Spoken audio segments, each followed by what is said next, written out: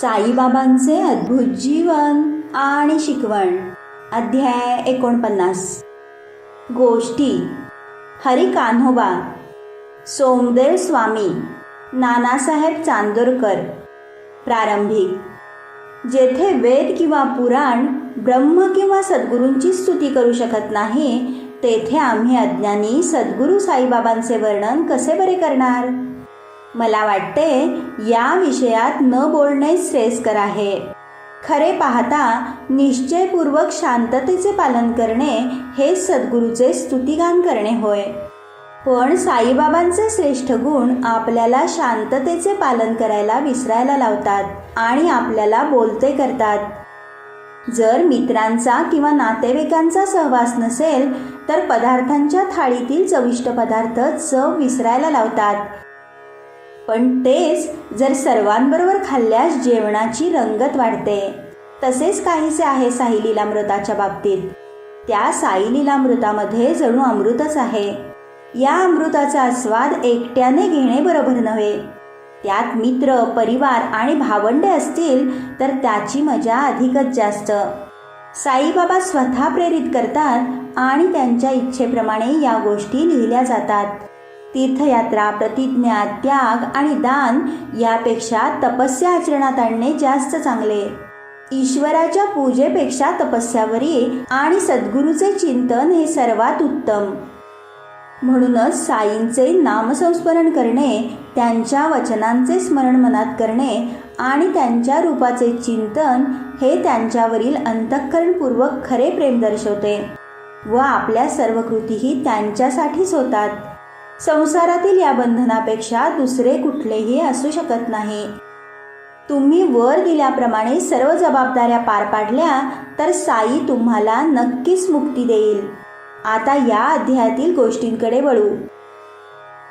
हरी कान्होबा.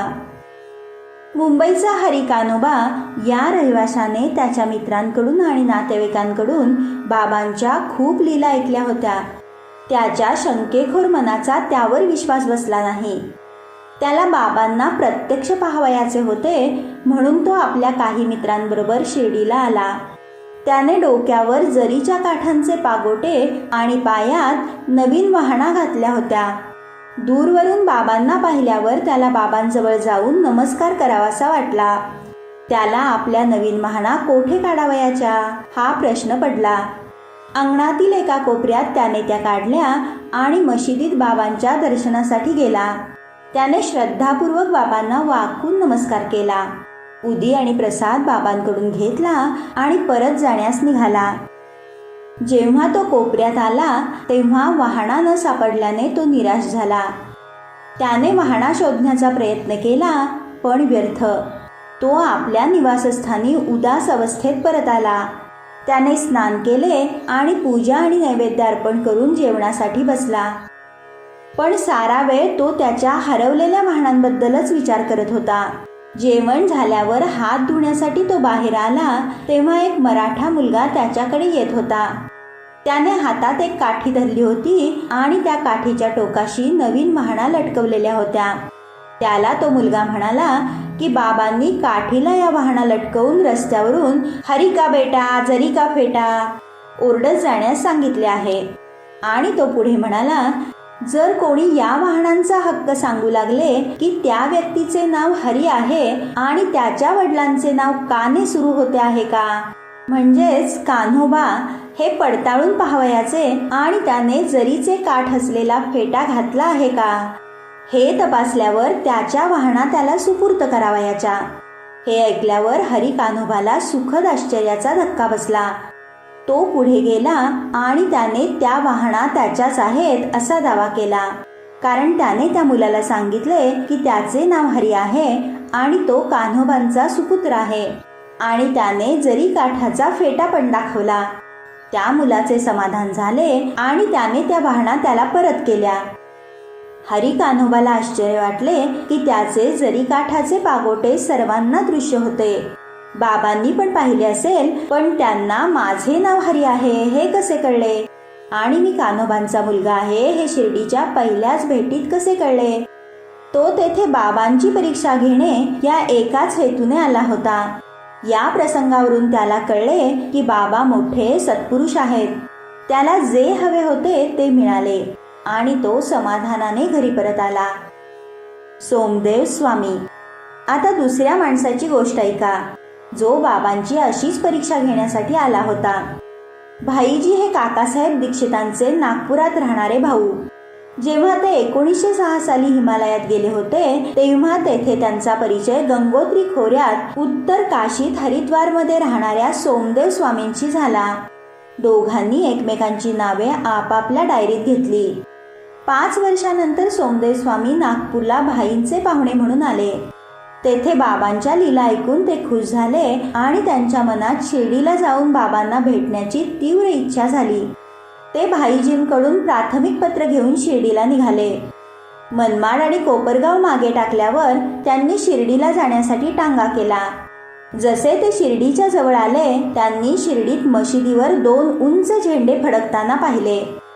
सामान्यतः आपण वेगवेगळ्या स्वभावाचे लोक, वेगवेगळ्या प्रकारची जीवनशैली आणि विविध बाह्य लवाजमा असलेले संत पाहतो. त्यांच्या बाह्य स्वरूपावरून त्यांच्या संतपणाची कसोटी लावणे योग्य नव्हे. पण सोमदेव स्वामींच्या बाबतीत वेगळेच होते. त्यांनी जसे ते झेंडे फडकताना पाहिले त्यांनी विचार केला, का बरे एखाद्या संताला झेंडे आवडतात?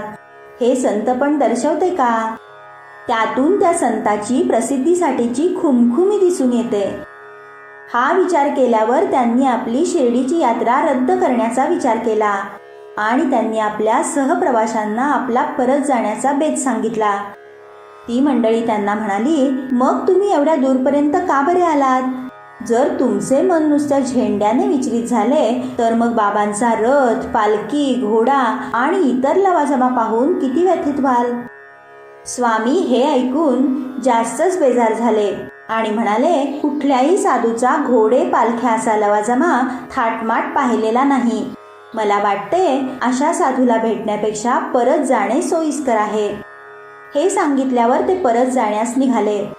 त्यांच्याबरोबरील लोकांनी त्यांना तसे न करण्याबद्दल आग्रह केला, पण त्यांनी पुढे न जाण्याचे ठरवले. त्या मंडळींनी त्यांना विसंगत विचार करणे थांबवण्यास सांगितले आणि म्हणाले की बाबा हे प्रसिद्धीसाठी जरासुद्धा झेंड्याचा किंवा इतर लवाजमाचा विचार करत नाहीत. भक्त हे प्रेमापोटी आणि भक्तिपायी ठेवावयास लावतात. शेवटी स्वामी शिर्डीला बाबांना पाहण्यासाठी पुढचा प्रवास चालू ठेवण्यास राजी झाले. जेव्हा त्यांनी अंगणात पाऊल टाकले आणि बाबांना दुरून पाहिले त्यांचे शब्दशः मन रवले. त्यांचे डोळे अश्रूंनी भरले, कंठ दाटून आला आणि त्यांच्या डोक्यातील विचित्र वाईट विचार गायब झाले. त्यांना त्यांच्या गुरुच्या वचनांचे स्मरण झाले. ते म्हणत, जेथे मन सर्वात जास्त आनंदित आणि स्थिर होते ते आपले विश्रांती स्थान आहे. त्यांना बाबांच्या चरणांजवळील धुळीत चक्क लोळावेसे वाटले आणि जसे ते बाबांना सामोरे गेले बाबा चिडले आणि म्हणाले, आमचा लवाजमा असू देत आमच्याजवळ, तू परत जा आपल्या घरी.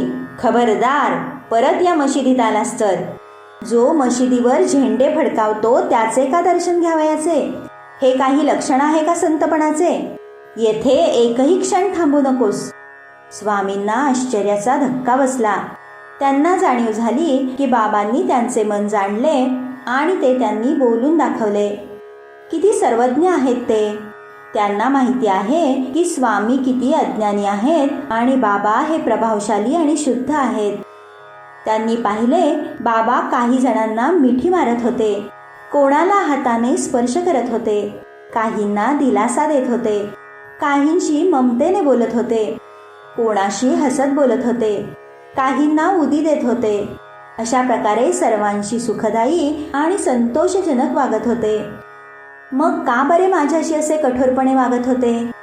नंतर गंभीरपणे विचार केल्यावर त्यांना लक्षात आले की बाबांची वागणूक ही त्यांच्या आंतरिक विचारांमुळे आहे आणि त्यांनी यावरून धडा घ्यावा आणि स्वतःच्या वागणुकीत सुधारणा करावी. आणि बाबांचा राग हा वाईटात चांगले करणारा होता. आता सांगायला नको की नंतर त्यांचा बाबांवरचा विश्वास वाढला आणि लवकरच ते कट्टर भक्त झाले. नानासाहेब चांदोरकर. हा अध्याय संपवताना हेमाडपंत नानासाहेब चांदोरकरांची गोष्ट सांगतात. नानासाहेब एकदा मशिदीत म्हाळसापती आणि इतर मंडळींबरोबर बसले होते. एक मुस्लिम सद्गृहस्थ बाबांच्या दर्शनासाठी आपल्या कुटुंबाला घेऊन बिजापूरहून आला. त्याच्या बरोबरील बुरखा घातलेल्या बायका पाहून नानासाहेबांना दूर जावयाचे होते. बाबांनी त्यांना तसे करू दिले नाही. त्यातील एका बाईने बाबांच्या चरणांना वंदन करण्यासाठी बुरखा दूर केला. नानासाहेबांना त्या बाईच्या चेहऱ्याचे ओझरते दर्शन घडले. तिचे सौंदर्य पाहून ते प्रेमात पडले. त्यांचे मन विचलित झाले आणि त्यांना त्या बाईचा चेहरा परत पाहण्याची इच्छा झाली. नानासाहेबांची ती अस्वस्थता पाहून ती बाई गेल्यावर बाबा त्यांना म्हणाले, नाना, तुमचे उत्तेजित होणे व्यर्थ नाही का? आपल्या ज्ञानेंद्रियांना नेमून दिलेले काम करू देत. आपण त्यांच्या कामामध्ये लुडबुड किंवा अडथळा आणता कामा नये. देवाने हे सुंदर जग तयार केले आहे आणि आपले कर्तव्य आहे की आपण त्या सौंदर्याची प्रशंसा करावी. आपले मन हळूहळू शांत आणि स्थिर होईल. पुढचा दरवाजा उघडा असताना मागच्या दरवाजाने का बरे जावे? जेव्हा आपले अंतःकरण शुद्ध असेल तर कोणतीच अडचण नाही. जर मनात वाईट काही विचार नसतील तर एखाद्याने का बरे घाबरावे दुसऱ्याला? दोघांना त्यांचे काम करू देत. आपल्याला लाजण्याचे आणि डगमगण्याचे कारण नाही. श्याम तेथेच होता. त्याला बाबा काय म्हणतात ते कळले नाही, म्हणून त्याने घरी जाताना नानासाहेबांना त्याबद्दल विचारले. नानांनी त्याला त्या बाईच्या सौंदर्यामुळे त्यांचे मन कसे विचलित झाले हे सांगितले आणि ते बाबांना कसे कळले आणि मग त्यांनी त्यांना काय आणि कसा सल्ला दिला ते सांगितले. बाबांनी नानांना दिलेले स्पष्टीकरण पुढे दिले आहे. आपले मन निसर्गतः चंचल असते. त्याला रानटी होऊ देऊ नका. आपली ज्ञानेंद्रिये अशांत आणि अस्थिर असतात. तरी पण आपल्या शरीरावर आपला ताबा पाहिजे. देहाला बेचैन होऊ देऊ नका. जाणीवा इच्छांच्या मागे जणू धावतात. तरी पण आपण त्या जाणीवांचे लाड करू नये. हळूहळू सरावाने त्या अस्वस्थतेवर आपण विजय मिळवू शकतो. आपल्या जाणीवा हवेसारख्या वाहत जातात. त्यांच्यावर संपूर्णतः ताबा मिळवू शकत नाही. प्रसंगानुरूप त्यांना बरोबर आणि अचूकरित्या काबूत ठेवले पाहिजे. सौंदर्य हे दृष्टीचे उद्देश आहे. त्या सौंदर्याकडे न घाबरता पाहिले पाहिजे. कुठल्याही प्रेमामध्ये ओशाळेपणा किंवा भीती बाळगता कामा नये. फक्त वाईट विचारांना थारा देता कामा नये. निरीच्छ होऊन देवाच्या सुंदर कामाकडे पाहिले पाहिजे.